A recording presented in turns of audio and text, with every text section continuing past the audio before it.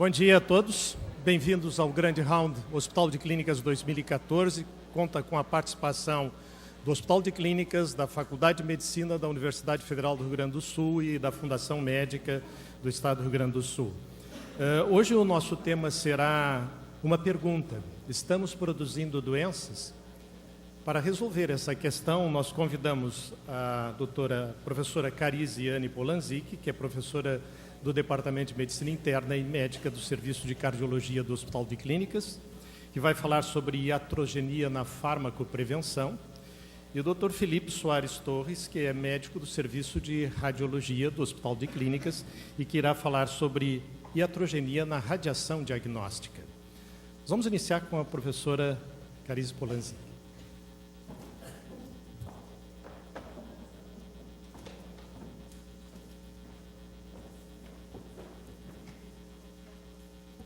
Bom dia a todos. Obrigada, James, pelo convite. Sempre é um prazer participar dessa sessão que nós valorizamos muito no nosso dia a dia aqui do hospital. E eu confesso com vocês, vou dividir minha ansiedade quando eu recebi o convite, né? Eu vou numa sessão, num grande round do Clínicas, dizer que nós estamos produzindo doença com prevenção. Eu acho que não é esse o propósito da minha apresentação. Eu acho que o James quis ser provocativo, né? E tentar nos alertar um pouquinho para o que nós fazemos no nosso dia a dia e os cuidados, eventualmente, que a gente tem que ter. Antes de mais nada, e para não ser mal interpretada, eu acho que é importante reforçar, todos sabemos, que avançamos muito nesse último século, provavelmente nas últimas 5 décadas. Medicina conseguiu um conhecimento que demorou séculos para alcançar. Vocês, nos últimos anos, ouviram muito falar sobre medicina baseada em evidência, o uso da metodologia científica para consolidar o nosso conhecimento e termos certeza do que nós fazemos realmente se traduz para o benefício para paciente e para populações. E nós temos inúmeros exemplos na prática, nos últimos anos, que conseguimos, através desse conhecimento, realmente melhorar a saúde da população. Nós melhoramos indicadores macro e indicadores micro. Isso aqui são dados do professor Bruce, só mostrando no Brasil a redução de mortalidade por doenças crônicas não transmissíveis. E aqui é só para pontuar de que avançamos, estamos melhorando com medidas terapêuticas e com medidas preventivas a saúde da nossa população. E isso é fato. Entretanto, e aí eu vou entrar diretamente no tópico da minha palestra, da minha discussão, é a questão de prevenção. Quando nós falamos em prevenção, nós temos que ter um pouquinho mais de cuidado. Medidas preventivas ou estratégias de prevenção são aquelas ações que, por definição, são implementadas ou adotadas para prevenir ou retardar o aparecimento ou a ocorrência de doenças. Do ponto de vista didático, muitos de vocês sabem, elas são divididas em prevenções do tipo primária, e a gente poderia incluir ainda primordial, que seria antes do aparecimento dos fatores de risco, primária, antes do aparecimento de doenças, secundárias, para evitar um novo aparecimento da mesma doença, e secundária, as suas complicações e, eventualmente, desfechos reincidentes. Normalmente, a gente coloca a prevenção dentro de um grande cesto de serviços e ações em saúde. Na verdade, nós temos, em medicina, ações de prevenção que foram amplamente estudadas e se mostraram efetivas e com benefício para o indivíduo e para populações. E nós temos também ações que não mostraram nenhum benefício. E nós temos ações que nós, os vizinhos, os avós, recomendam e que nunca foram testadas.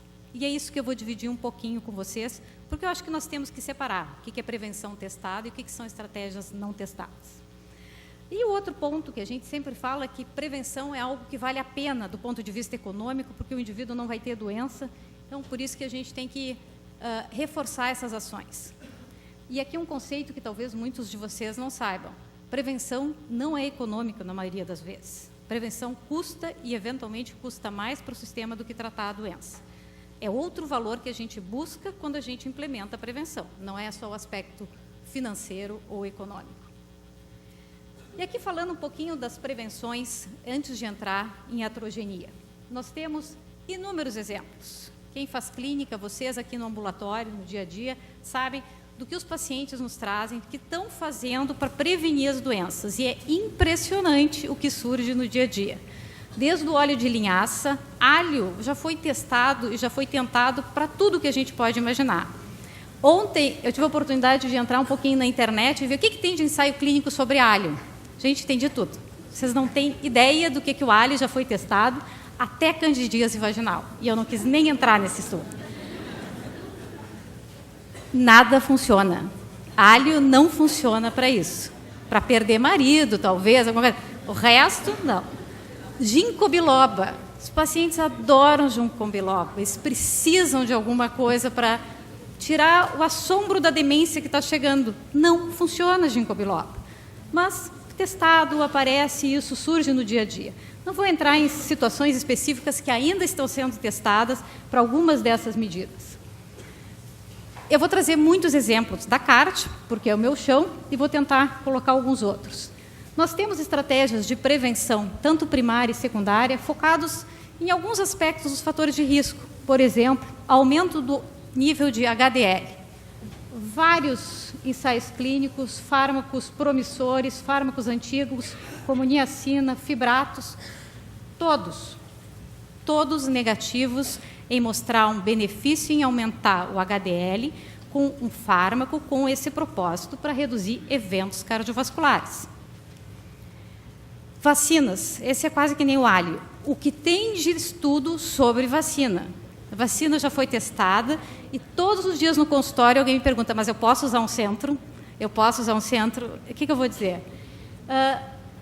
Prevenção testada, sem benefício, na maioria das vezes, especialmente do ponto de vista cardiovascular, prevenção de câncer discutível, né, James, assim, pequenininho, mas outra estratégia desse nível que a gente tem que tentar esclarecer a população e os pacientes sobre a ausência de benefício. Mas o meu ponto aqui é falar um pouco das ações de prevenção que foram testadas, nas quais nós temos evidências consistentes que podem trazer um benefício e que vem agregado algum risco e, eventualmente, algum dano. E aqui eu vou trazer 2 exemplos na área de cardio e depois um na área de onco. Primeira delas, o uso da aspirina. Talvez uma das estratégias de prevenção, tanto primária, secundária, quanto secundária, extremamente testadas. Esse aqui, para vocês terem uma ideia, é uma meta-análise de uma colaboração de inúmeros ensaios clínicos. Em 2002, 12 anos atrás, tinham sido reunidos 195 ensaios clínicos randomizados sobre o tema. E aqui em diferentes populações, mas só para mostrar em pacientes com infarto prévio, infarto agudo, AVC, AVC agudo, todos de modo consistente, mostrando que essa medicação previne o aparecimento secundário ou novo aparecimento de infarto e mortalidade. Sei que eu não tenho certeza se é morte ou é evento combinado, acho que é evento vascular combinado. Então, todos os estudos aqui mostrando esse benefício. Prevenção primária, mesma medicação, testada há algum tempo atrás. Esse aqui é o estudo mais clássico do Physicians Health Study, 22 mil homens, médicos, que receberam aspirina. E nesse estudo, acompanhamento de 5 anos no primeiro relato, o uso dessa medicação para homens acima de 40 anos e muitos com algum fator de risco, diminuiu a incidência de infarto, especialmente, sem efeito na incidência de AVC. Aécio, boa para prevenção secundária, boa para homens, prevenção primária. Por muito tempo, isso aqui se extrapolou para o universo de pessoas de maior risco cardiovascular, incluindo as mulheres com esse perfil. E depois desse, surgiram outros, mas esse foi um impactante, veio o estudo das mulheres. 39, quase 40 mil mulheres, daqui eram enfermeiras, não me lembro se era das enfermeiras, randomizados para aspirina e um acompanhamento maior de 10 anos. E aqui o resultado principal, que a aspirina não reduziu a incidência combinada nem isolada de infarto, AVC ou morte cardiovascular. E o importante nesse estudo foi o alerta de que o uso da aspirina em mulheres jovens estava relacionado com um aumento na incidência de hemorragia, especialmente AVC hemorrágico. De modo que as diretrizes hoje, para o uso da aspirina, elas são mais individualizadas do que foram um tempo atrás, por causa desses princípios, de que prevenção primária, dependendo da faixa etária, é um nível de recomendação, enquanto que para homens a recomendação é mais liberal, assim como para a prevenção secundária. Então, esse é um exemplo de uma ação de prevenção testada no nível primário, em que foi possível, através dos estudos, selecionar qual o grupo de pessoas que pode ter um benefício, retirando aquele de maior risco. Mas não era esse exemplo que eu queria trazer como relacionado à iatrogenia. Eu acho que vale a definição, o que é iatrogenia. Não sei se é só uma doença ou é uma condição de saúde que tem um efeito ou complicações causados diretamente pelo resultado de um tratamento médico.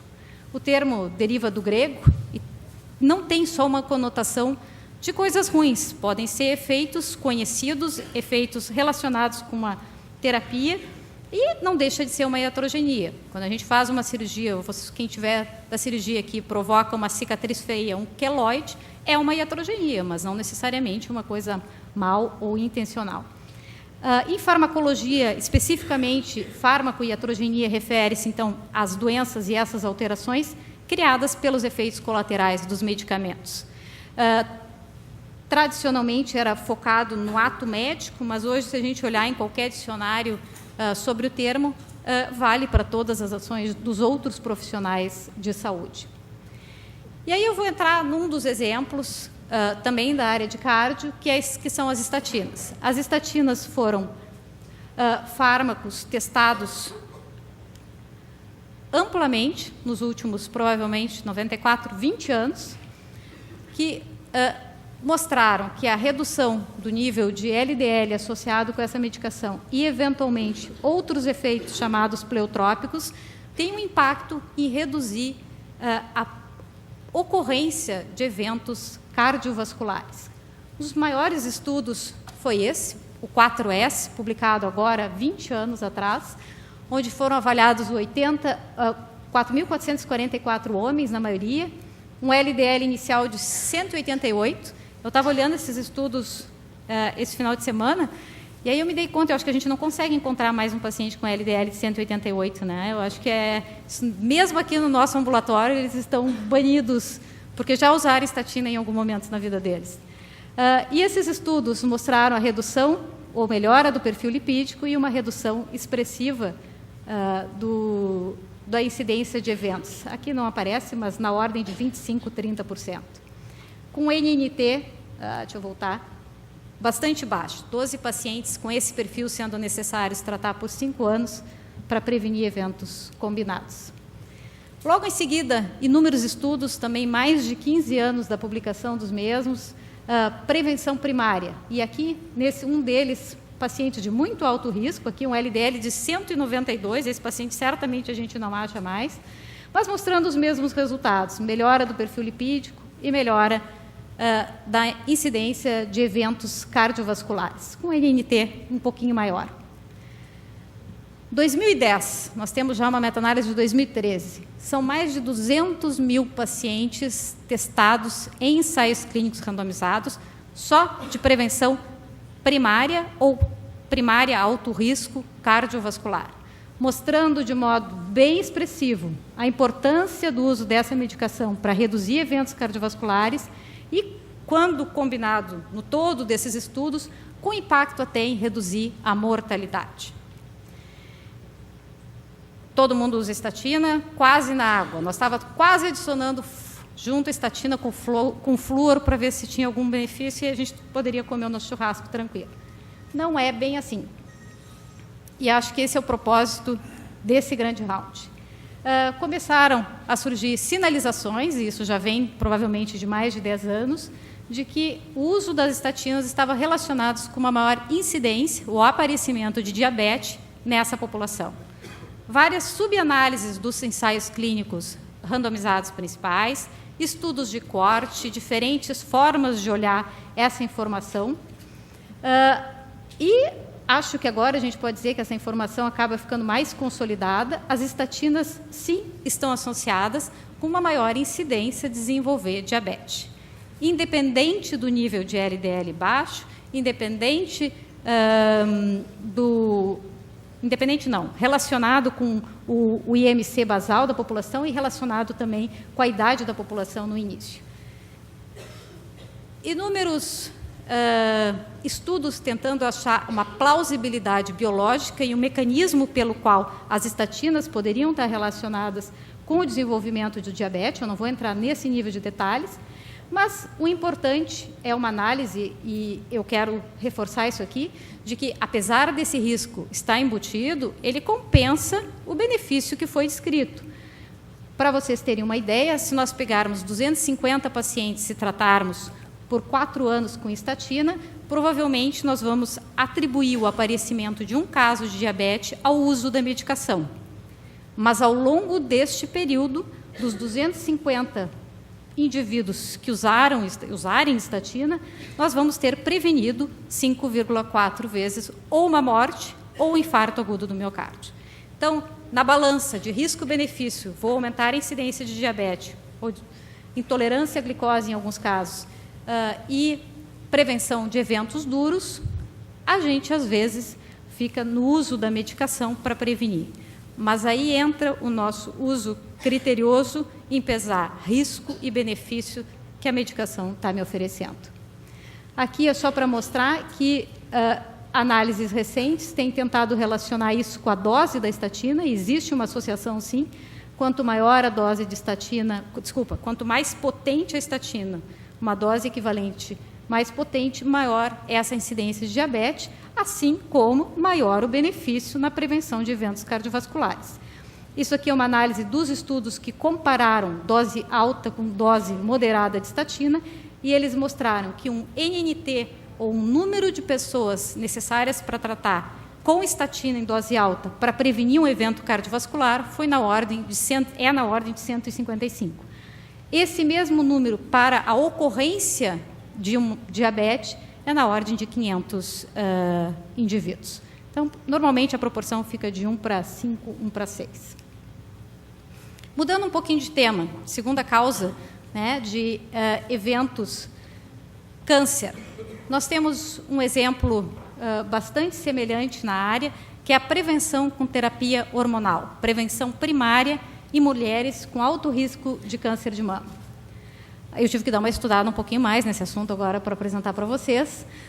Terapia hormonal, tamoxifeno, então, ele é um modulador seletivo dos receptores de estrogênio, e inúmeros estudos, provavelmente da mesma época lá das estatinas, mais de 15 anos, mostraram que em mulheres que têm câncer de mama, não só mulheres, pessoas que têm câncer de mama, e são estrogênio receptor positivo, elas têm redução de risco quando usam essa medicação. E o que foi consolidado nos últimos anos é essa outra informação, de que mulheres que têm risco aumentado de desenvolver câncer de mama ao longo da vida, mas que não têm câncer, elas podem se beneficiar do uso dessa medicação de uma forma profilática. E aqui é o resultado de um desses estudos, que é uma colaboração, né, um grupo grande, mostrando que quem usa esses, não era só tamoxifeno, entra haloxifeno junto aqui, elas têm uma incidência menor de desenvolver ao longo de 10 anos câncer do que aquelas que usaram placebo. Terapia hormonal, e aqui falando mais especificamente do tamoxifeno, inúmeros eventos adversos.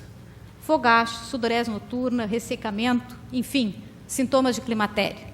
Além disso, os estudos mostram um risco aumentado de eventos relacionados à coagulopatia e vasculares, mais especificamente trombose pulmonar e TVP, risco aumentado de AVC e outras complicações. E aqui é uma meta-análise daquele estudo do Lancet, mostrando que o uso de tamoxifeno estaria relacionado com maior incidência de câncer de endométrio, maior incidência de trombose venosa, quase na ordem de 20% a 30%. Basicamente isso. E essa é uma decisão que, às vezes, a gente tem que tomar. A mulher não tem nada, não tem nenhuma doença, e ela tem um risco baseado em modelos, em probabilidades de desenvolver câncer ao longo da vida. E os estudos mostram que usar essa medicação com esses eventos adversos pode ou traz um benefício na redução da incidência do câncer, com as outras complicações relacionadas. publicado no final do ano passado, a Força Americana de Prevenção, o KPDS, eles recomendam exatamente isso, que mulheres assintomáticas, acima de 35 anos de idade, com risco aumentado de câncer de mama, e aí dependendo do modelo, se vai usar o gay ou outro, 1,5% ou 3%, já seria considerado alto risco, deve ser oferecido essa medicação de uma maneira profilática. E aí eu pergunto para vocês, nós estamos produzindo doenças ou não? Sim ou não? Não tem votativo? Não tem? Então tá. Então eu não vou responder, eu vou guardar a opinião de vocês.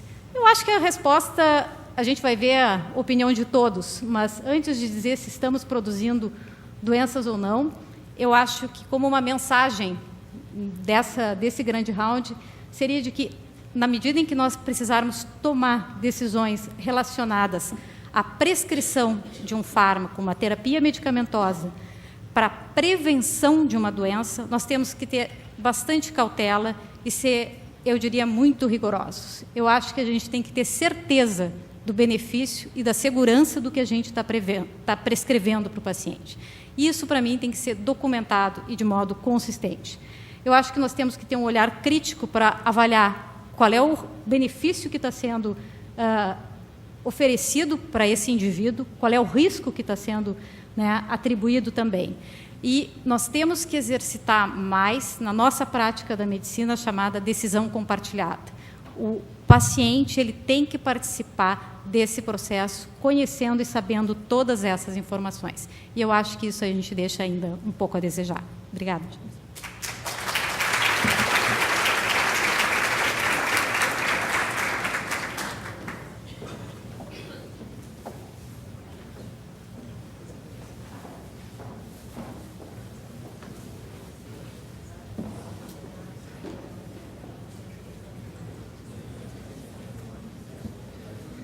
Então, dando continuação ao grande round, eu vou só mudar um pouquinho o enfoque, mas a gente vai passar a falar de um tema que é muito importante e que, por vezes, é renegado ou fica no nosso inconsciente, a gente acaba passando isso por cima na hora de prescrever um exame diagnóstico terapêutico que envolve radiação ionizante.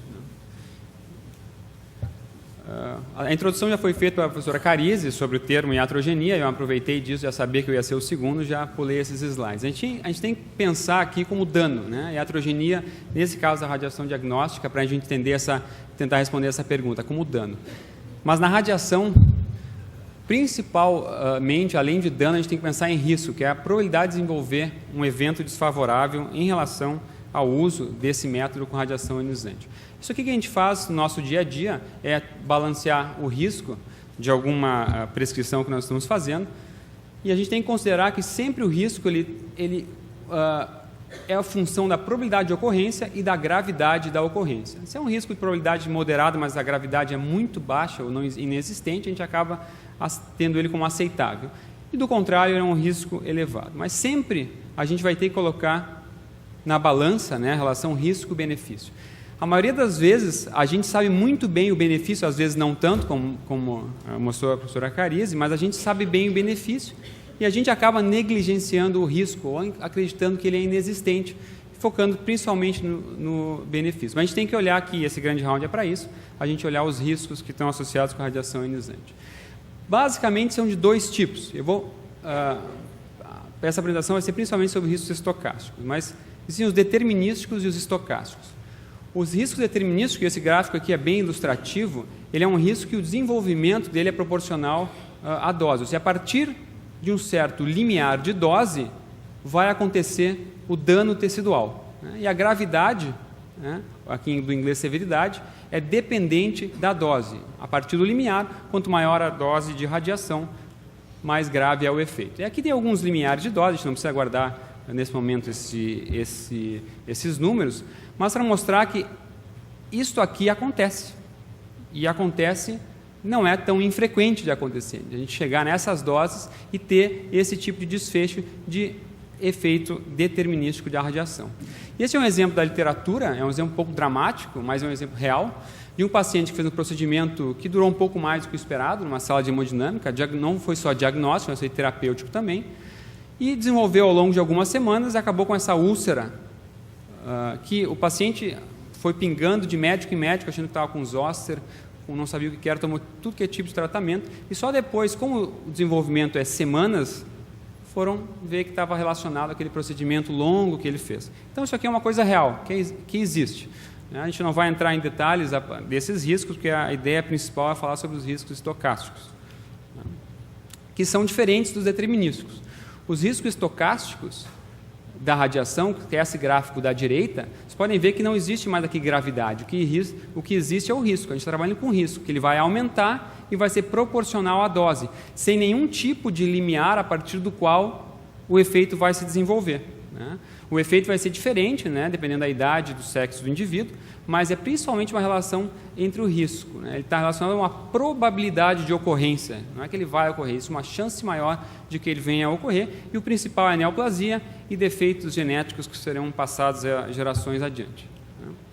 Então, é um risco de muito longo prazo. Ele não desenvolve em semanas, dias, meses, são anos para desenvolver. E o exemplo principal é a neoplasia, que a probabilidade geralmente aumenta com o aumento da dose. Para a gente poder entender isso aí e comparar diferentes exames, foram criadas algumas unidades de medida. Uma delas, que é a única que a gente vai ter tempo aqui para entrar em citar, é a dose efetiva, que ela reflete foi desenvolvido para refletir o risco de efeitos biológicos da radiação ionizante. É um pouquinho complexo o conceito, mas vai ficar mais fácil. Ela estima a dose corporal total de irradiação que seria necessário para produzir o mesmo risco que a dose corporal parcial que o paciente recebeu. O que significa isso? Como é que a gente vai comparar o risco de um paciente que fez uma tomografia de tórax com o paciente que fez uma tomografia do pé? Se a partir da tomografia de tórax, é uma exposição parcial, se estima um risco, uma exposição corporal total, e a partir da exposição corporal total, a partir dessa irradiação parcial, a gente vai poder comparar com outro protocolo que radiou o pé, que também vai estimar a dose para a irradiação corporal total, e a gente vai ter dois parâmetros que serão comparáveis. Então, essa é a dose efetiva, que a gente consegue calcular a partir de todos os exames que a gente faz. Só que a gente tem que entender que essa dose efetiva tem uma incerteza, porque ela é estimada a partir de uma série de cálculos, de até alguns inputs subjetivos, de 2 a 4 vezes. Ela não foi criada para estimar o risco individual, embora isso se faça muito frequentemente na literatura e até no nosso meio. Ela foi utilizada para usar em proteção radiológica. E principalmente para comparar riscos biológicos entre diferentes métodos. Esse é o mecanismo que a gente tem.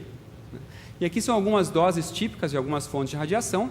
É importante a gente ter isso aqui em mente. A gente pode ver a coluna da direita, quantos raios-x de tórax seria o equivalente. Então, o raio-x de tórax posterior anterior, 0,02 millisieverts, e essa unidade, o sievert, que é joule por quilograma, é energia por unidade de massa. Então, 0,02. Um voo Nova York a Nova Orleans, um raio-x de tórax frontal, Nova York a Porto Alegre, já são mais de um raio-x de tórax. Mamografia varia 0,5 a 0,7, são alguns raios-x. Uma tomografia de crânio são muitos raios-x. E a dose que todos nós estamos expostos por andar na superfície da Terra ao longo de um ano são mais ou menos 100 a 150 raios-x. É como se ao longo de um ano a gente fizesse involuntariamente 100 a 150 raios-x. Em Fukushima deu um pouquinho mais de problema. Doses típicas de tomografia computadorizada, para a gente ter um comparativo, lembrando que um raio-x de tórax é 0,02. Essas são doses médias, isso a tendência com o tempo é ir baixando um pouquinho, mas a gente tem que ter esses valores. Lembrar que um abdômen superior trifásico, veja, 15 millisieverts, são muitos raios-x. Lembrar que aqui são 100 raios-x, 150, que é muito mais que isso. A gente não se dá conta quando pede o exame para o paciente. Só que como é que a gente poderia estudar os riscos relacionados a longo prazo da radiação ionizante? A gente, idealmente, como já foi citado pela professora Cariza, a gente teria que ter um estudo de corte, uma população muito grande, de todas as faixas de idade, com doses altas e baixas. Existe subjetivamente, se colocou uma dose alta acima de 50 a 100 millisieverts, lembrando que o raio-x tem 0,02 millisieverts. Todos fizessem exposição aguda, que é o que a gente faz na medicina, a gente faz um exame, às vezes muitos, mas seria a exposição de um exame, proveniente de radiação médica com poder estatístico adequado, sabendo que a população tem um risco basal de desenvolver qualquer tipo de neoplasia ao longo da vida, a gente pode chegar a 45%, 46%, então em torno de 40%. Como é que a gente vai estimar esse risco nisso aqui, numa população que já tem um risco basal muito grande de neoplasia? É muito difícil. E esse é um gráfico que mostra que a gente necessita de milhões de indivíduos, né? Dependendo da dose que a gente vai utilizar, mas as doses médicas na radiação médica ficam aqui. A gente precisaria de muita gente, né? Ou seja, isso nunca vai acontecer. Nós não vamos conseguir fazer isso aqui, né? Então nós temos que usar o que a gente tem. E o que a gente tem, basicamente, é o bombardeio de Hiroshima e Nagasaki, né? As doses, o risco de radiação ionizante, ele é principalmente, eu diria que, se a gente fosse quantificar, cerca de 70% a 80% dos dados que se tem hoje vem desse estudo aqui, que é do bombardeio de Hiroshima e Nagasaki na década de 40. Esse é um mapa de Hiroshima visto de cima. A gente pode ver que nessa área vermelha a gente tem uma exposição de mais de 100 millisieverts, né? Lembrando que um raio-x é 0,02, né? E essa área aqui laranja teve uma dose média de 29 millisieverts, já está mais próximo. Se a gente considerar que um abdômen trifásico é 15 millisieverts, seriam 2 abdômenes, tomografias de abdômen, né? Aqui nessa área. Mas a gente tem que também considerar que, se vocês olharem a própria legenda da figura, tem outras coisas que aconteceram aqui, nessa população de japoneses, que não é uma população de ocidentais, de pessoas, por exemplo, da América do Norte, da América Latina. Tem fogo, o próprio impacto da bomba, tem a questão da escassez de alimento, de serviços médicos que aconteceu logo depois do bombardeio. Então, isso tudo gera fatores de confusão para a gente implementar e transpor esses dados para a radiação médica. Mas, de qualquer forma, uma série de organizações internacionais adotou esse estudo como principal fonte de dados, e esse talvez seja uma das principais organizações. A segunda fase desse comitê, que já foi em 2006 que eles liberaram os resultados, e eles chegaram à seguinte conclusão: se nós pegássemos 100 pessoas e expuséssemos uma vez só a uma dose de 100 millisieverts, né? Lembrar que uma tomografia de crânio seriam 2 millisieverts, então se a pessoa fizesse de uma vez só 50 tomografias de crânio no mesmo momento, 100 pessoas, nós teríamos 42 neoplasias ao longo da vida, que seria o risco basal de neoplasia da população, e uma neoplasia adicional induzida por isso aqui, por essa radiação que a pessoa fez. Se a gente olhar num universo de 100 pessoas, parece um pontinho no canto, mas se nós botássemos esse número em 1 milhão de pessoas, isso aqui já aumenta bastante e começa a ficar visível.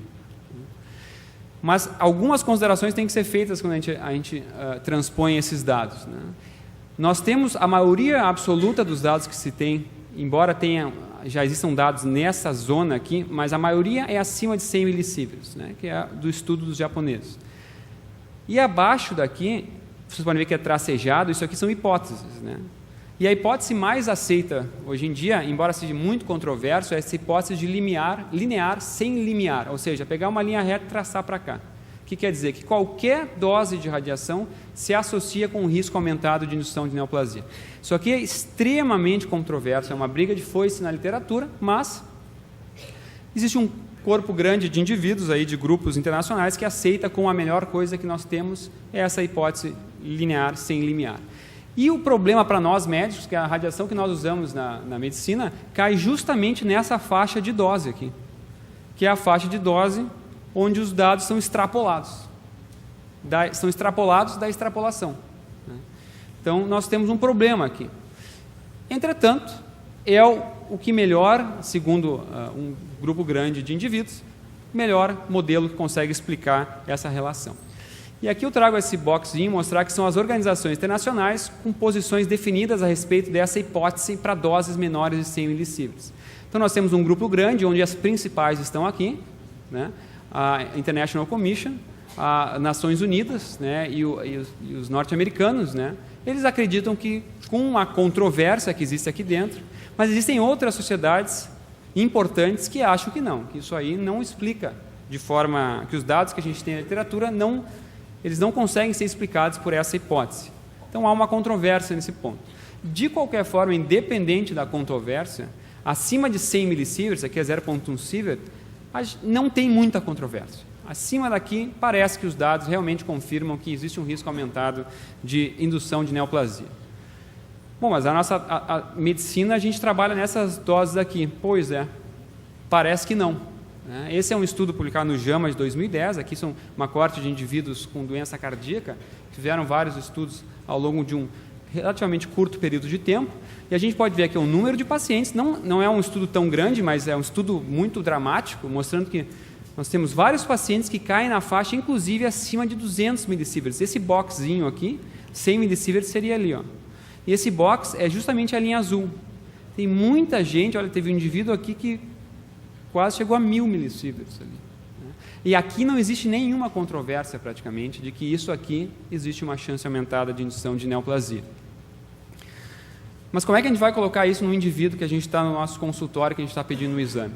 Se a gente fizesse essa mesma dose de 100, em vez de uma população de 100 pessoas, fizesse num indivíduo de 40 anos, caucasiano, essa é a curva dele, ó, de probabilidade de desenvolvimento de neoplasia e de morrer de neoplasia ao longo da vida. Fez aos 40 anos, aqui está a idade e aqui está a probabilidade. Quando ele chegasse aos 75 anos de idade, ele ia ter uma probabilidade de 22,8% a 23,3% de probabilidade de morrer de uma neoplasia, probabilidade basal, que aumentaria 0,9% por causa daquelas 50 tomografias que ele fez naquele mesmo dia. Então, mesmo nessa situação, é muito difícil a gente saber se essa neoplasia que o indivíduo teve, esse indivíduo em questão, foi por aquela dose de 100 millisieverts que ele fez. Mas tem um outro dado que é mais importante, se a gente quiser desconsiderar esse ponto, é a idade da exposição. E aqui sim começam a ocorrer os principais problemas. A gente vê que aqui é a probabilidade de um câncer fatal, né? E aqui é a idade da exposição à radiação, da irradiação, né? Que vai aumentando. A gente vê que quanto maior a idade, é uma coisa óbvia, menor a probabilidade do indivíduo desenvolver uma neoplasia que vai matá-lo ao longo da vida. Mas essa probabilidade aumenta muito nos pacientes jovens e crianças, e aqui é o grande calcanhar de Aquiles, né? Embora a gente tenha dificuldade de assumir isso em pacientes adultos e principalmente idosos, em jovens é muito problemático.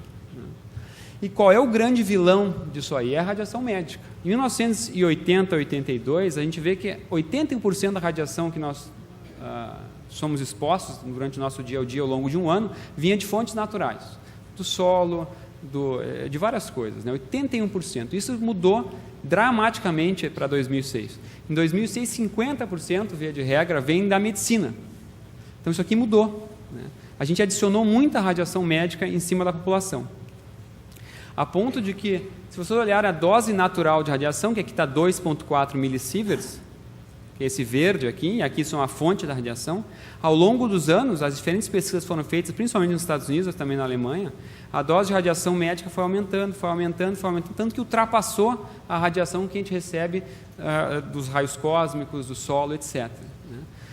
E o grande responsável por isso ali é a tomografia computadorizada. Né? A tomografia computadorizada, talvez por isso eu tenha sido chamado para falar, embora seja 17% dos procedimentos médicos, responde por 50% da dose de radiação que os indivíduos são expostos. Tanto que a radiação per capita nos Estados Unidos sextuplicou em 20 anos. Né? Isso é um dado muito importante. Né? Isso a gente não pode negar. E se a gente transpor esses dados para a criança, um estudo publicado no JAMA Pediatrics do ano passado, num estudo em 6 diferentes sistemas de saúde nos Estados Unidos, com um número relativamente grande, né, de indivíduos, menores de 15 anos, a gente pode ver que ao longo do tempo, agora deu um platôzinho, parece que o pessoal se assustou, está diminuindo, mas foi aumentando constantemente, aqui menos de 15, crianças menores ainda, aqui menores de 15 anos, foi aumentando, né, aumentando, o número de tomografias por 1000 crianças, né, isso aqui é muito preocupante. E eles fizeram uma projeção, eu vou só pegar um exemplo aqui, né? Uma projeção baseada na hipótese linear sem limiar, que é muito controversa, né? Mas fizeram uma projeção que a gente precisaria de, por exemplo, 467 tomografias de abdômen e pelve para criar uma neoplasia a mais do que as neoplasias que as pessoas já criariam ao longo da vida, numa criança. Isso aqui realmente é assustador, né? Isso aqui realmente é assustador, mas ainda assim é controverso. Saíram outros estudos que têm sido muito criticados na literatura, mas que nos trazem de forma gráfica marcante, talvez esse é o impacto que eles causam, esse estudo do Lancet, mostrando que em crianças menores de 21 anos, 180 mil crianças ou adultos jovens, aqui adolescentes, que receberam tomografia, compararam quem recebeu tomografia no passado e quem não recebeu. E eles viram que, de acordo com a dose, o risco de desenvolvimento de leucemia e principalmente de tumor cerebral, no segmento, aumentava linearmente e proporcionalmente à dose. Se vocês entrarem na literatura e forem pesquisar algumas cartas sobre esse estudo, vão ver que existem muitos problemas. São estudos observacionais, são cheios de potenciais vieses, né? Mas, de qualquer forma, esse é um dado que a gente não pode ignorar. Pode ser que seja falho, mas a gente tem que prestar atenção e olhar para o nosso próprio umbigo. E, em resumo, então, o que a gente viu rapidamente nesses últimos 15 minutos? Doses maiores de 100 millisieverts, não há muita controvérsia, se associam com o risco de desenvolvimento de neoplasia. Não quer dizer que vá desenvolver a neoplasia. E não quer dizer que a gente tenha que deixar de fazer alguma série de tratamentos se o benefício desse tratamento está bem estabelecido. Não há dados conclusivos sobre o efeito da radiação ionizante em doses baixas. Só que a gente não pode ignorar que, se a gente fizer um monte de exames de dose baixa num curto período de tempo, a gente vai chegar numa dose mais alta. Né? E quais são os principais problemas? Os múltiplos testes, né? O indivíduo que faz diferentes exames com radiação ionizante num curto espaço de tempo não resolve o problema dele e continua tendo problema no tratamento clínico, mas adicionou uma dose de radiação que ele receberia em 10 anos andando por aí. Pacientes jovens, principalmente crianças, aqui é o grande calcanhar de Aquiles, são indivíduos que têm uma expectativa de vida longa, dependendo da doença que está sendo submetido o exame, a criança, tem uma expectativa de vida longa e são mais sensíveis à radiação. E aqui eu queria chamar, a indicação duvidosa, questionável e inexistente. Do ponto de vista populacional, a melhor maneira da gente restringir a exposição à radiação na população é acabar com isso aqui, ó. Indicação duvidosa, questionável ou inexistente. Se a gente acabar com isso aqui, o resto se resolve sozinho. Porque um exame bem indicado, a gente não tem que se preocupar muito com a dose de radiação. Se ele for bem feito, evidentemente. Mas ele tem que estar bem indicado. A gente tem que considerar alternativas que não usam radiação. E na pediatria, a ultrassonografia é excepcional, não só na pediatria. O paciente que chega... E a gente tem que cuidar também o viés norte-americano das publicações desvalorizando, em alguns cenários, a ultrassonografia. Porque tem que ver quem é que nos Estados Unidos faz ultrassom e quem é que faz aqui no Brasil. Nos Estados Unidos é muito mais fácil pedir uma tomografia. Deu algum probleminha no ultrassom, pede uma tomografia. E aqui no Brasil e na Europa, principalmente, talvez por isso que os estudos europeus sejam mais adequados ao nosso meio, o ultrassom resolve muitos problemas. Então, nós temos que valorizar bastante métodos que não tenham radiação ionizante, que possam resolver o problema do paciente, principalmente em situações de emergência, antes de chegar a ter que usar um método com radiação ionizante. E lembrar isso aqui, que nós, estava brincando, vai virar um call center isso aqui, mas nós temos um serviço de consultoria em radiologia no nosso hospital, que o indivíduo pode ir até o segundo andar para discutir um caso, para saber se o exame que ele quer solicitar está adequado, ele pode ligar para esse ramal, vai ter sempre gente disponível para discutir a situação, ou solicitar via a GH, também está disponível.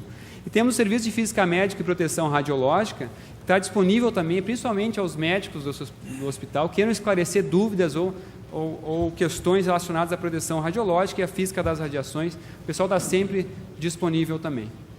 Muito obrigado.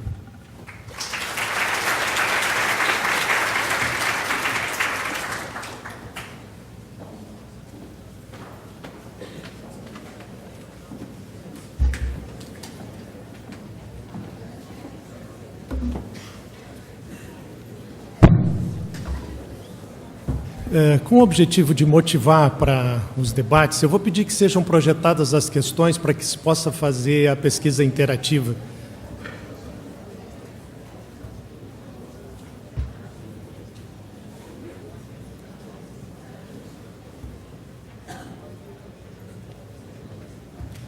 Também não respondi.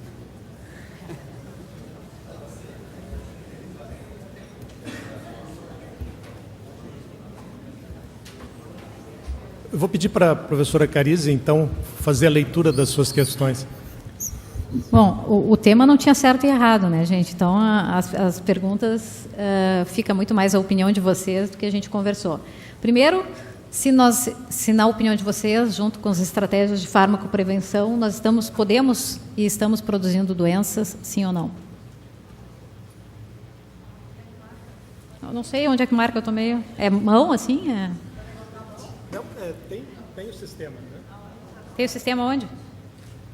Vamos para o sistema mais antigo. Levanta a mão quem acha que a gente está fazendo. Não sei também. Tem gente que tá aí. O sistema é o sistema pelo smartphone. Levanta a mão quem fez a votação pelo smartphone. Poucas pessoas. Então nós vamos ter que usar o sistema manual. Por favor, levante a mão quem acha que estamos produzindo doenças com algumas estratégias de farmacoprevenção. Comentário, Cariza. É que eu mostrei 2 exemplos que estamos. Eu acho que sim, eu não vejo como uma coisa, né, ruim. O que a gente tem que é saber o que a gente está ocasionando de dano para o indivíduo e, como eu comentei, eu acho que a gente tem que dividir essa decisão com o paciente, com o indivíduo. Muitas vezes ele começa a usar uma medicação pensando que ele está prevenindo de alguma coisa, mas ele não sabe que por trás tem outros eventos que podem acontecer. E nós, eventualmente, nos atemos mais aos efeitos colaterais agudos. O caso da estatina, pode dar dor muscular, mas ninguém comenta para o paciente que ele pode ter um risco aumentado de diabetes, até porque ele vai se assustar e não vai tomar a tal da estatina. Quer fazer algum comentário, Felipe? Não, a questão do consentimento informado é pior ainda na radiologia, né? Porque se há uma controvérsia em doses baixas, hoje em dia já existem algumas recomendações de como lidar dependendo da dose do exame, mas é muito complicado em dose muito baixa. Nós acreditamos que não vai causar nenhum problema no futuro, mas existe um risco pequeno de que essa dose de radiação possa lhe causar uma neoplasia. Ninguém vai fazer o exame, né? Então, se o exame está bem indicado, tem que estar bem indicado e bem embasado no benefício que ele pode trazer. Aí sim é o principal. Agora, é muito complicado a gente, com doses muito baixas, discutir isso com o paciente, embora a gente tenha essa obrigação também. A impressão é que os conceitos de NNT e NNH têm ajudado muito na tomada de decisão se o exame ou se a intervenção farmacológica deverá ser feita ou não. Existe um dado histórico interessantíssimo, o Paulo Renato Ferreira está sentado ali, pode me ajudar na definição desses números, mas a doença de Hodgkin, que foi uma das primeiras doenças tratadas com intenção curativa em oncologia, os primeiros pacientes eram tratados com irradiação linfonodal total e um esquema de quimioterapia que incluía mecloretamina, que é a mostarda nitrogenada, e o índice de complicações secundárias, de oncogênese secundária, nesses pacientes era equivalente ao risco de desenvolvimento de um tumor nos sobreviventes de Hiroshima e Nagasaki. Bom, o Felipe nos mostrou muito bem aquele gráfico comparando e depois permitindo, inclusive, a extrapolação para o sistema linear sem limiar, que mesmo quando a gente está expondo os pacientes a uma irradiação diagnóstica, por exemplo, uma irradiação por tomografia computadorizada trifásica do abdômen superior, nós estamos falando ali com um risco de irradiação que, uma vez sendo submetida por mais de uma vez o paciente a esse procedimento, ele chega próximo à linha de periferia dos sobreviventes de Hiroshima e Nagasaki. Felizmente, os métodos de diagnóstico e os métodos de intervenção farmacológica melhoraram muito. E o NNT e o NNH foi se modificando favoravelmente. Queres fazer algum comentário sobre isso, Cariza? Eu acho que são 2 parâmetros que nós estamos cada vez mais nos habituando. É difícil da gente dizer isso é muito, isso é pouco, entra muito grau de subjetividade e certamente frente a diferentes desfechos nós vamos ter um limiar diferente em aceitar um NNH e um NNT. Então a gente fala em mortalidade, a gente quer realmente, a gente tolera um número necessário para tratar muito maior versus um desfecho ou uma coisa secundária. Mas eu acho que nós temos que nos acostumar com isso, com o benefício que a gente chama líquido. Em cardio, a gente tem usado esse conceito, que é quase ver o número de pessoas que vão ter um benefício por prevenir doença, diminuir ou dividir pelo número de pessoas que vão ter alguma complicação, que tem que ser da mesma magnitude, né? O efeito colateral, para poder usar esse conceito do benefício clínico, benefício líquido. Mas eu acho que a gente vai evoluir nesse sentido. Só para dar um exemplo dentro do que o Felipe comentou da irradiação, acho que a Ana Krepes não está aqui. Nós tivemos a oportunidade de pegar no ambulatório de cardiopatia isquêmica. Nós temos uma corte grande, de mais de 10 anos de acompanhamento. E olhamos no AGH, quer dizer, só feito aqui no hospital, quais exames de radiação o paciente tinha sido submetido. Então, pacientes de cardiopatia isquêmica estáveis, e a nossa deu 65 milisievers. Claro que não foi agudo, foi ao longo desse período, mas para comentar aqui, os pacientes doentes, eu creio que foi bem indicado, mas não é desprezível a dose de radiação que a gente submete os pacientes. Professora Nadine. Pegando o gancho e agradecendo a oportunidade de estar discutindo isso, né? A gente tem essa nossa face Deus e a nossa face que também faz mal aos pacientes. Eu acho que aqui a gente teve uma sessão que olha esses dois lados. Duas provocações. Como hospital de ensino, a gente precisa tratar bem os pacientes, mas a gente precisa também ensinar nossos residentes a fazer as escolhas certas do ponto de vista de métodos de investigação. E aqui eu vejo uma oportunidade para comentar o aspecto da superexposição à radiação. Eu gostaria que o Felipe comentasse alguns dados meio anedóticos que eu sei que a radiologia tem de quantidades de tomografia por paciente. Eu passo depois a palavra em determinados casos que vão ficar na história aqui, numa mesma internação. Esse é um ponto. E o outro ponto vem muito a calhar no momento que a gente está discutindo operações no Hospital de Clínicas, no sentido de procurar agilizar algumas coisas. Tivemos hoje uma conversa muito interessante lá na oncologia, gargalos dentro do Hospital de Clínicas para que a gente possa ser mais eficiente. SADT, imagem.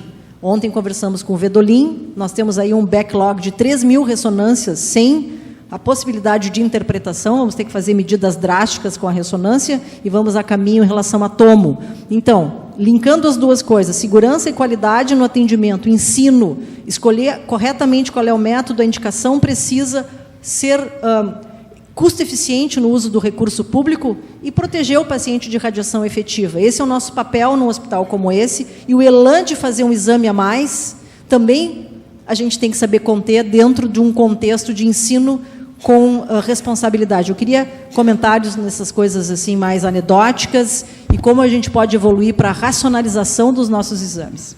Essa pergunta é muito pertinente, até agradeço, estava esperando para ter a oportunidade de falar sobre isso aí. A questão anedótica, até o Maurício Onés, foi o físico do hospital, me passou, por exemplo, hoje um caso de um paciente, claro, não vou discutir a indicação, o paciente chegou a 3.000 millisieverts, a dose, 3.000 millisieverts. Evidentemente que se a gente for olhar a indicação dos procedimentos, não tem problema, mas isso chega. Eu já tive um exemplo de uma paciente que fez 4 tomografias de tórax em 4 meses, paciente de 27 anos, para controlar uma pneumonia. Isso é inaceitável, né? Então, como é que a gente chega a ter esse tipo de coisa? Por que a gente não se espelha, por exemplo, e já existem diversas estratégias testadas e publicadas de como é que a gente, isso aí, já existe dados sobre isso aí. Como é que a Comissão de Controle de Infecção Hospitalar fez para limitar o uso de antibióticos? É a mesma coisa com a tomografia, é a mesma coisa. Existe um trabalho publicado no passado, no American Journal of Medicine, que um dos sistemas de saúde resolveu implementar um sistema de consultoria e no sistema de computador, quando você apertava pedir um exame, vinha um lembrete a respeito da dose dos pacientes que já fizeram, a dose do paciente cumulativa desse paciente, e se ele já tinha discutido esse caso com alguém, ele dava um telefone para o paciente, para o médico ligar para um consultor, e isso reduziu em 17% o número de tomografias ao longo de 2 anos solicitados. Ou seja, essas tomografias não precisavam ser feitas, provavelmente, né? Então, a gente tem estratégias de fazer isso, a gente tem estratégias de, no próprio sistema AGH, evoluir o AGH para que o médico que solicite possa ter algum feedback a respeito dos exames que o paciente já fez, que o médico radiologista, no momento que ele vai estabelecer o melhor protocolo daquela tomografia, tenha acesso, no mesmo momento, aos exames que o paciente já fez. Isso, hoje em dia, A gente não tem, e é por isso que a gente se surpreende, mas esse paciente vai fazer de novo a tomografia, ele já fez semana passada, e quando vê o exame já foi feito, né? Isso é uma falha do nosso sistema que a gente tem como melhorar. E essas estratégias, isso aí já tem tudo dado, é só a gente implementar e pôr em prática aqui no hospital. E esse grande round eu acho que vem muito bem a calhar a respeito disso aí. Por favor. Roberto Umpierre, sou professor da Medicina de Família. Parabenizar o Felipe e a Carize pela bela apresentação e comentar que na Medicina de Família a gente tem estudado, né, a iatrogenia e todos os efeitos adversos que o sistema de saúde pode causar nas pessoas. Um pesquisador belga, o Marc Jamul, cunhou o termo prevenção quaternária, que seriam as ações para prevenir os excessos de iatrogenia mesmo. E tem sido estudado isso, tem se encontrado coisas bastante interessantes. Um tema que também é muito... a gente cria doenças, né? É o disease mongering, né? Principalmente na osteopenia, né? Se criou... Osteoporose a gente sabe que é uma doença, né? Mas se criou a osteopenia, a gente está tratando pessoas com osteopenia e agora a gente está descobrindo os efeitos adversos desses tratamentos, né? Então, assim, fico muito feliz, eu acho que é o primeiro hospital universitário do Brasil que está trazendo esse tema. Eu acho que é muito importante a questão da decisão compartilhada, né? Que a gente tem que treinar nos nossos estudantes, a gente tem trabalhado um pouco isso, a questão das habilidades de comunicação, a forma efetiva de se comunicar, eu acho que isso é muito importante, e a entrevista clínica, né? Tem um caso anedótico também de um irmão de um colega nosso que estava internado e fez uma reação à metoclopramida, uma reação extrapiramidal, e aí melhorou em poucas horas, e aí o residente disse assim, não, nós vamos fazer uma tomografia, porque pode ser um AVC. Ele disse, não, foi uma reação à metoclopramida. Então, convenceu, teoricamente, o residente a não fazer. No outro dia ele chegou lá, o irmão já estava na tomografia fazendo a tomo. Então, assim, a gente precisa retomar um pouco do que se perdeu, né, da entrevista clínica, da investigação. E a gente tem trabalhado também, o Nathan Katz está aqui, né, na plateia, o pessoal do Telesaúde, a gente tem trabalhado no Telesaúde também a questão da regulação, então tem evitado muitos encaminhamentos, isso deve acontecer também com os exames em breve, então é uma iniciativa que a gente tem trabalhado aí. Parabenizar. Eu fiquei muito satisfeito com os comentários do professor Umpierre e até bastante provocativos, porque surge sempre aquela questão, bom, nós estamos numa medicina fundamentada em evidências, os dados normalmente para tomada de decisões eles são quantitativos, mas tem a questão da decisão compartilhada, né? E talvez fosse interessante ouvir o comentário da plateia a respeito disso, o quanto... Uma vez que nós estamos interferindo sobre pessoas que não estão doentes, utilizando farmacoprevenção ou utilizando a radiologia como screening, até que ponto isso deve ser compartilhado? Quer dizer, será que nós devemos basear as nossas decisões somente nos dados quantitativos, somente na evidência, ou nós devemos compartilhar essa decisão? Fica essa pergunta, sim, para vocês, se quiserem fazer algum comentário sobre isso, ou para os nossos dois conferencistas. Nós temos duas participações ainda. Por favor. Em relação o Felipe levantou uma questão que eu achei interessante, eu acho bem controversa, que é a questão de fazer um modelo tipo comissão de infecção hospitalar para solicitação de exames. A gente sabe que está tendo um gargalo em relação à ressonância e à tomografia aqui no hospital, que está difícil a coisa. Mas a minha experiência no andar é que os residentes são extremamente conservadores em pedir o exame. Tá? Eu sou muito mais liberal que eles. Tá? E por outro lado, o Vedolin está de prova, eu vou toda semana na radiologista discutir indicação de exame. Tá? Então, assim, mesmo eu sendo liberal, eu vou seguido discutir lá na radiologia, toda semana eu vou lá para discutir se vale a pena fazer ou não um exame.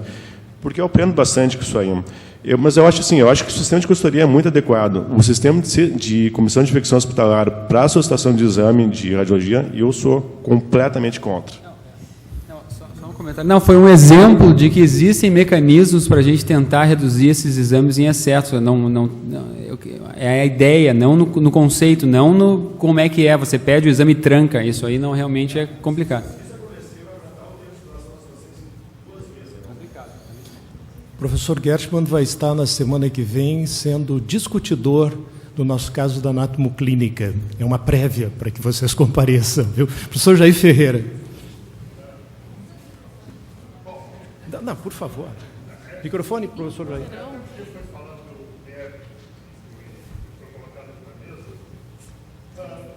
A pergunta que eu poderia fazer, em vez de se estamos produzindo doenças, se estamos produzindo doentes. Ao pensar na prevenção, nós podemos estar classificando, por exemplo, uma pessoa como osteopênica, uma doença nova, né? Pré-hipertenso, pré-diabético, pré-não sei o quê, e começamos a tratar. Então, o questionamento que eu poderia fazer é o seguinte: ao puxar o limiar, não é, para baixo de necessidade de tratamento, se nós não estamos tornando o número necessário de pacientes a tratar e o número possível de prejuízos maior em função desta tendência a tratar mais pacientes, mais pessoas, que até é incentivado, de certa forma, para a indústria farmacêutica, claro, né, o negócio deles. Isso tem sido discutido aqui nas nossas redes. Então, o que eu perguntaria é isso: se não estaria havendo, nesse momento, uma tendência a criar doentes, que depois terão como consequência criar doenças iatrogênicas. Acho extremamente pertinente a colocação, Jair.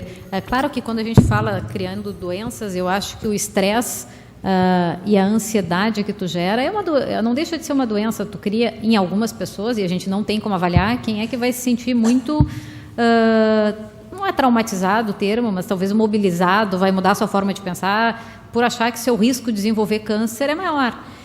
Depende muito da abordagem que tu dá para isso e depende de entender. Aí entra a coisa do Pierre, de nós temos que conversar mais com os pacientes e saber perceber onde se encontra cada um. Mas, ao mesmo tempo, a informação existe. Eu acho que a gente tem mais informações hoje que a gente tinha um tempo atrás. E omitir isso do paciente também não é... Ele nos procura nesse sentido, né? Então, eu acho que a gente tem que dividir essa informação. A forma que a gente vai fazer isso, que eu acho que a gente tem que aprimorar ao longo do tempo. Pedir desculpa, professor Marco Torres, eu não tinha percebido. Está com o microfone na mão, por favor. Parabéns, né, Flex, por essa belíssima escolha, tanto do tema quanto dos apresentadores, a quem eu agradeço o que eu aprendi hoje aqui. E salientando que realmente é um assunto que está, assim, na crista da onda, né? Recentemente, o Congresso do Colégio Americano de Cardiologia teve uma mesa dedicada exatamente ao peso de risco-benefício, NNT, NNH, em exames que se pedem no dia a dia, no nosso dia a dia, no nosso cotidiano. E esse trabalho, inclusive, que é aquele colorido, aquele slide colorido que o Felipe nos mostrou, é fruto de uma publicação, um statement paper do European Heart Journal, do dia 8 de janeiro, em que foi conjuntamente consultado e feito junto com a Agência Internacional de Energia Atômica, salientando que, não apenas na Europa, mas também nos Estados Unidos, as luzes vermelhas acenderam todas no painel, com a grande preocupação que é a questão da exposição, a superexposição à radiação ionizante.